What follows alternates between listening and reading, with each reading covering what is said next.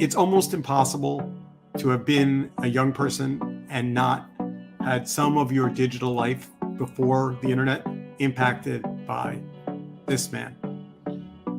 Gary Knell was the CEO of Sesame Street and has great stories to tell about Big Bird and Kermit, but he's not going to do that today. He is going to talk about media and the power of young people in facilitating change. Gary, take it away. Thank you, Steve, and hi, everybody. And I know being the speaker between, you and lunch is always not the place you want to be. But I'm gonna give a slightly different perspective, relatively quickly here, so we can get to the students. This has been an amazing day so far. Steve, you've lined up some really incredible speakers who have only been outdone by the students who we've been able to interact with. And I think this intergenerational discipline is super important, by the way. And running media companies, it's something that, as I mentioned, one of the breakout groups, having reverse mentoring as a digital immigrant, being able to understand from you guys who have grown up with all of these technologies and are native to them, having a way in which we can use this to solve problems. So I want to just set the stage quickly and just give you a little bit. Let's step back for a few minutes about change and disruption. There's always been change and disruption. New technology has upended society since the Industrial Revolution. So we go back 150 years. We probably go back even further than that. Whenever technology has entered society, there's just massive upheaval. There's massive disruption. There's often revolutions that come out of that. And I think we're living through, I don't know which inning it is in the baseball game here, but I think we're certainly in maybe the middle innings, if on the revolution that we have um, created with digitally, which is no no less important than the Industrial Revolution was in 1900. And it's just a massive set of disruptions. And today we are living through a social revolution at the same time.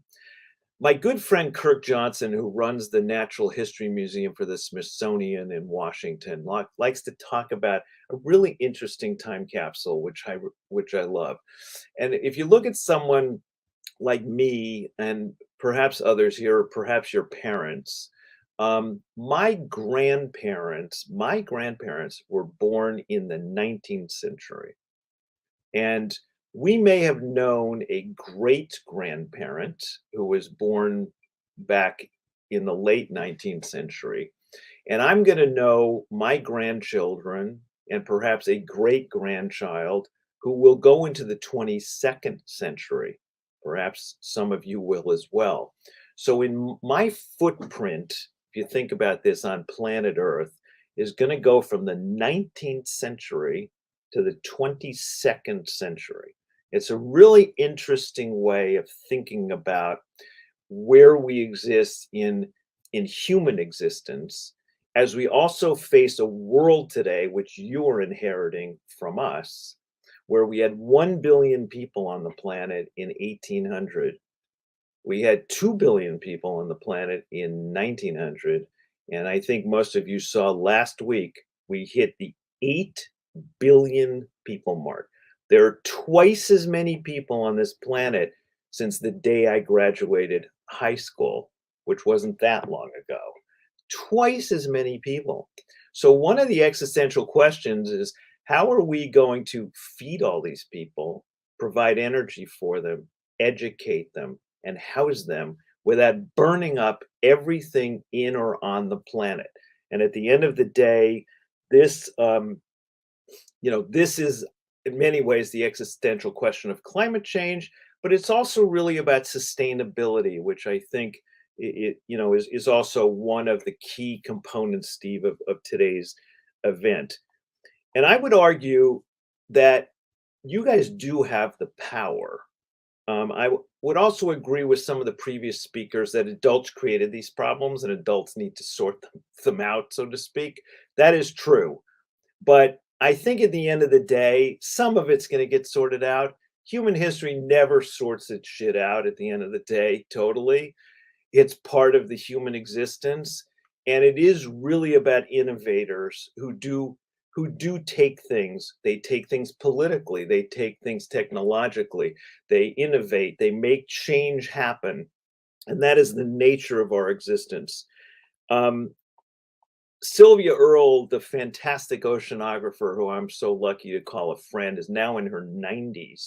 And she talks about this is the best time to be alive because we have in our hands the tools to change our trajectory and promote sustainability. In her case, it's about preserving and saving the oceans, which is a huge set of challenges worthy of another discussion. But we have those abilities today, which we didn't have in 1950 or in 1920 or in 1970. If you look at how medicine has expanded, even in the last 20 or 30 years, brain medicine, incredible innovations have taken place. So I would argue that you guys do have the power. You will have those skills. And I would focus today, because we're talking about media, in my view, media is really about storytelling. And at the end of the day, it is the most powerful way to change behaviors. Our world is filled with heroes and villains, victims and perpetrators, which play out every single day in the news, in movies, in television shows, and perhaps even in TikTok videos. All you have to do is look at Marvel and Star Wars and see how popular they are in everyday life. And even in the political realm of Russia, Ukraine, Israel, Palestine, MAGA, and Trump, all of these things are really still versions of the human drama of heroes and villains, victims and perpetrators, which gets sorted out through storytelling at the end of the day. So you may know from my bio here on the page that I worked at Sesame Street, which I hope many of you grew up with. I can do a Muppet Q&A later, Steve, if you ever want to do that. But Sesame Street was revolutionary, just the way social media is revolutionary today. When I was growing up in the 60s, which we watched Saturday morning kids programming. That was like the only day you could watch kids programming. And it was filled with commercials for sugar sweetened cereal and Chef Boyardee canned pasta. I can still sing some of the songs from those jingles that took place there. The founder of Sesame Street, Joan Gans Cooney, had a vision, which was, why don't we take the power of these advertising slogans that are used to sell cereal and teach kids letters and numbers, and to try to bridge the education gap that exists at the time and still exists, but existed in the United States between those who had the resources to have early childhood education and those who didn't. And Sesame Street was a revolutionary idea of closing that education gap by using the power of advertising. Fast pace, bright objects, loud, urban, diverse.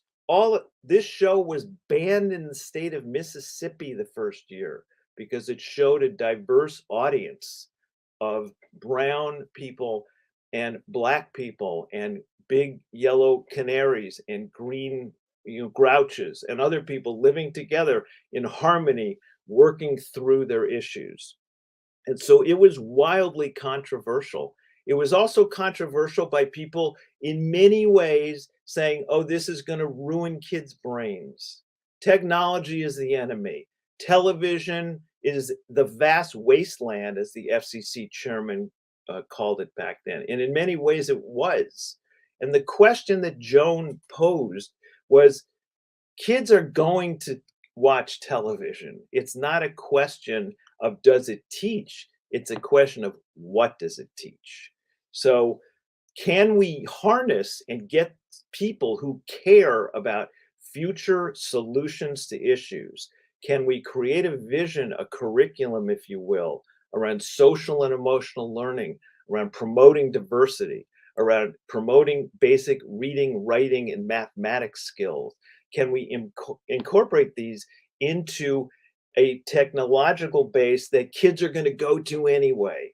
And instead of running away from it or turning the TV off, let's figure out a way to harness the power of this educator.